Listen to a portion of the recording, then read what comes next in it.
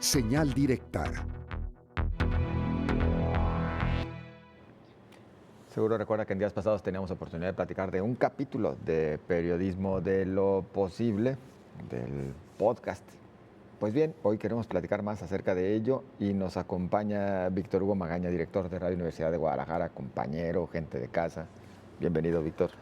¿Cómo estás? Buenos días, Sonia. Buenos días también para ti. Buenos días a todos también los que nos están escuchando. Pues sí, el 20 de junio, fíjate que platicando con Eloísa Díez y con Fito, de aquí de Guadalajara, decidimos hacer esta colaboración en conjunto con Radio Universidad de Guadalajara para transmitir las 2 temporadas de Periodismo de lo Posible que ven hasta el momento. La primera temporada son 12 capítulos, la segunda son 8 capítulos, 13 estados de la República, más o menos son los que se han abordado hasta el momento, y se va a empezar a transmitir a partir de este próximo lunes 14 de julio a las 6 de la mañana. Bien, a las 6 de la mañana. 6 de la mañana. Oye, Víctor, antes de entrar a los detalles del trabajo que están haciendo, ¿qué es exactamente periodismo de lo posible?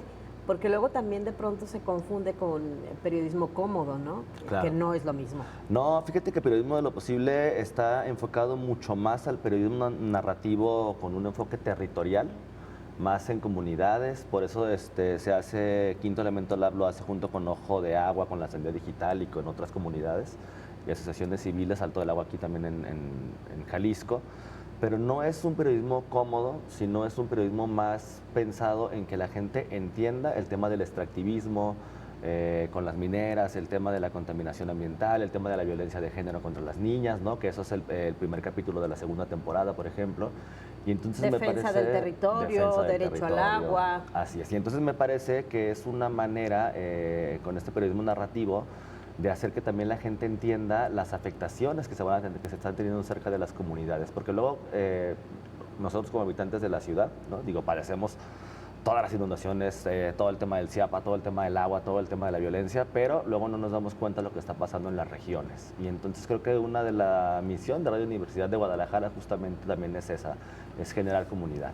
Pues un periodismo que narra, que describe el cómo sí se puede, ¿no? Así es. Cómo sí se puede, pero también los problemas que existen en esas Por comunidades y cuáles son las afectaciones. Claro, que de alguna manera también implica que el periodismo interactúe con las comunidades y que además las comunidades también aprendan cómo el periodismo puede ser útil, claro, para resolver problemas. Y se vuelvan, ¿no?, partícipes, además, claro, ¿no? Que también es hacia donde está girando también un poco el periodismo en otros países, ¿no? Que cada vez está haciendo un periodismo más hiperlocal, ¿no? Más que buscando el tema como muy nacional en ciertas comunidades, sino atendiendo directamente la preocupación de los habitantes. Como decía un poco Bastenier, ¿no? El periodismo vecinal va a salvar al periodismo.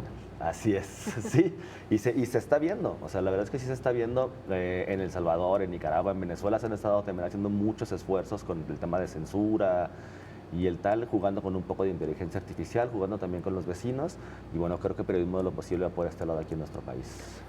Víctor, ¿y qué otras sumas vienen para Radio Universidad? Fíjate que Radio Universidad de Guadalajara hemos decidido generar más alianzas de este tipo, ¿no? No solamente con Periodismo de lo Posible, sino también, y aquí quizá viene como una contraparte de lo que yo estoy diciendo, pero también acabamos de firmar una alianza con Radio Francia Internacional, ¿no? También para traer productos que se están haciendo en Radio Francia. Radio Francia justo acaba de firmar un convenio con la Orquesta de Francia para transmitir todos sus conciertos completamente en vivo, y es algo también a lo que Radio Universidad de Guadalajara va a tener acceso, porque además del periodismo, bueno, pues también tenemos que hacer el tema de la difusión de la cultura y las artes. Ese por un lado, también la alianza que hicimos con Mitzi, la productora del podcast de Papiro Podcast, y con la directora de Papirolas, por supuesto, para transmitir también su primera temporada, que es los domingos. Historias en la ausencia, este podcast que está haciendo nuestra compañera Fátima Aguilar, ¿no? Que son las historias de vida de los desaparecidos, contadas por las mamás, ¿no? Es esta parte donde Fátima hace este periodismo un poco inmersivo, donde va a la casa de la mamá, donde platican, conocen el cuarto, y es muy interesante porque es un podcast contado desde el amor. Se cuenta la historia desde que nace esta persona desaparecida hasta el momento de su desaparición. Entonces, más allá de las cifras, más allá de todo, cada capítulo de Historias en la Ausencia pues nos hace conocer realmente quiénes son las personas. No, y que están además, desaparecidas.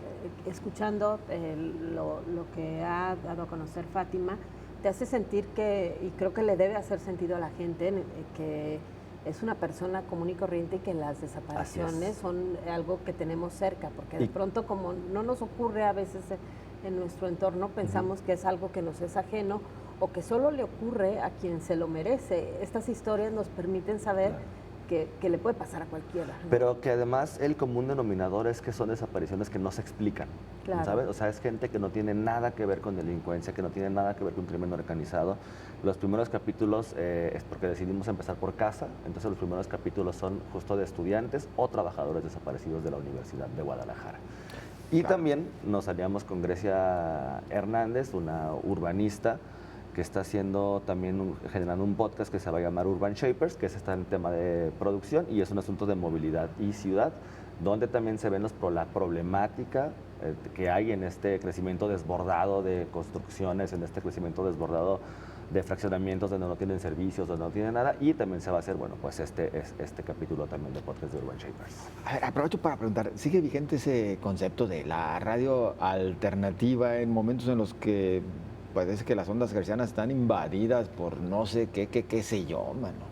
Yo creo que sí sigue muy vigente. Fíjate que Radio Universidad de Guadalajara tiene dos características. Tiene un público que es muy fiel y que es un público de 45 años en adelante, 35 años en adelante, ¿no? Que según las últimas métricas que tenemos nos escuchan de 3 a 7 días a la semana, o sea, prácticamente toda la semana nos están escuchando, pero además con estos productos nuevos que son pensados solamente para lo digital y algunos otros programas nuevos que hemos venido incluyendo en la barra del FM, la verdad es que ahorita ya también tenemos un público estudiantil de 18 años, de 18 a 25 años, que empezamos a jalar. Entonces, a veces creemos que la gente no escucha radio ya, ¿no? O como decimos, los medios tradicionales están muriendo, y la realidad es otra muy diferente. Las encuestas siguen diciendo que la radio es uno de los medios más creíbles, ¿no?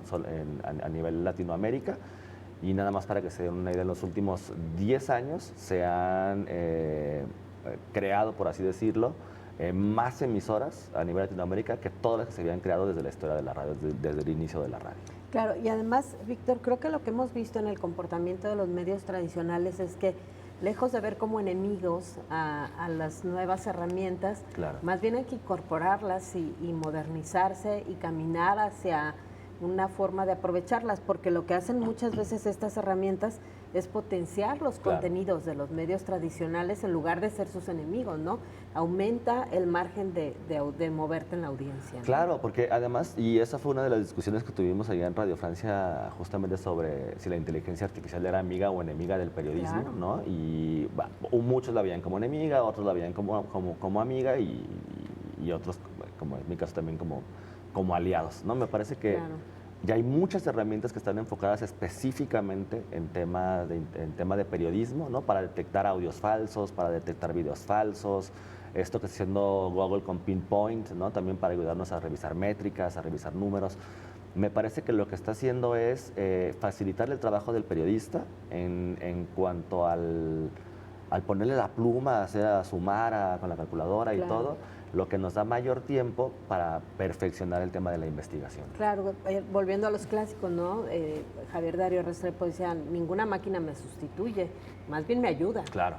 ¿No? Bueno, y además Javier Darío Restrepo era experto, ¿no? en prácticamente todas las plataformas, y que incluso hasta el día de su muerte es uno de los periodistas que siempre se interesó por el tema de la tecnología. Claro. Y bueno, regresando un poquito al tema de periodismo de lo posible, ¿por qué no nos cuentas un poco sobre los trabajos que se han hecho y que van a estarse transmitiendo? Sí, fíjate que este lunes comenzamos justamente con el primer episodio, que es Puebla, la lucha de un pueblo por existir, y es justo los permisos que ha dado la Secretaría de Economía para una minera canadiense para que explote el territorio, ¿no? Y entonces habla de este tema de extractivismo, de cómo ha generado, en lugar de estas promesas que siempre hacen los políticos y los empresarios, del ¿no? desarrollo, del trabajo y todo, cómo más bien terminan desplazando a las comunidades, ¿no? Empobreciendo aún más a las comunidades y generando como este tipo de problemáticas, ¿no? Bueno, en el episodio 2, por ejemplo, se trata en Quintana Roo, en Guanajuato, Oaxaca, Ciudad de México, que es el capítulo primero de la segunda temporada, les digo, donde habla ya de la violencia hacia las niñas. Entonces me parece que son historias que son muy narrativas, que se pueden contar muy bien, pero que además hablan de que otro periodismo es posible, ¿no? Justo como lo dice el A ver, reitéranos entonces, a las 6 de la mañana. 14 de julio, 6 de la mañana es cuando empieza el primer capítulo y se van a transmitir los 20 capítulos continuos, o sea, serán 2 semanas, 2 días, ¿no? Más o menos. Muy bien, pues a estar pendientes y a levantarse temprano. A levantarse temprano. A nosotros nos agarrarán en camino, así De que camino. es perfectamente, es una buena les queda bien alternativa. les queda bien para el transporte. Así es.